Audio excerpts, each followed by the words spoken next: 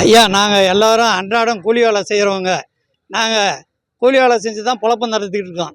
இந்த நாமக்கல் துறையூர் ரோட்டில் பெனிஃபிட் ஃபண்டுன்னு சொல்லி சரவணனும் ரம்யாவும் ஆரம்பிச்சிருந்தாங்க. அவங்க வந்து குறுகிய காலத்தில் உங்களுக்கு வட்டி அதிகமாக போட்டு தரேன்னு சொல்லி ஆசை வார்த்தை காமிச்சு எங்களெல்லாம் டெபாசிட்டு எல்லாம் போடுங்கன்னு சொல்லி எல்லாத்தையும் ஆசை வார்த்தை காட்டினாங்க. நாங்களும் வட்டிக்கு ஆசைப்பட்டு நாங்களும் பணத்தை எல்லாம் போட்டாங்க. அன்றாடம் இங்கே இருக்கிறவங்க பூர்த்தியாக கூலி வேலை செய்கிறவங்க தாங்க. இந்த பணத்தை போட்டவங்க நிறைய பேர் பணம் கிடைக்கலையங்கிற வருத்தத்தில் 2-3 பேர் செத்து கூட போயிட்டாங்க. இதை எஸ்பி ஆஃபீஸில் நாங்கள் பெட்டிஷன் கொடுத்தோம். இது வரைக்கும் எஃப்ஐஆரும் போட்டாச்சு. இது வரைக்கும் எந்த நடவடிக்கையும் எடுக்கலைங்க.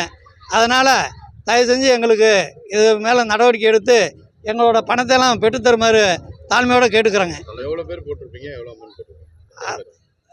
ஒவ்வொரு ஆளும் 3 லட்சம் 4 லட்சம், இந்த கூலி வேலை செஞ்சவங்களாம் 1 லட்சம் 50,000 இந்த மாதிரி நிறையா போட்டிருக்காங்க. வயசானவங்களாம் கூலி வேலை செஞ்சு அன்னாடம் காய்ச்சிங்க.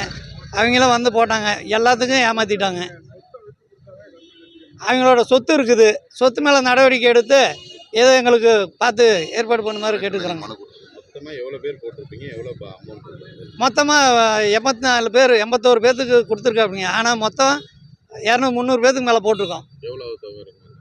தொகை வந்து எப்படி வச்சுட்டாலும் 2-3 கோடி இருக்குங்க. செய்திகளை உடனுக்குடன் தெரிந்து கொள்ள உடனே சப்ஸ்கிரைப் பண்ணுங்க.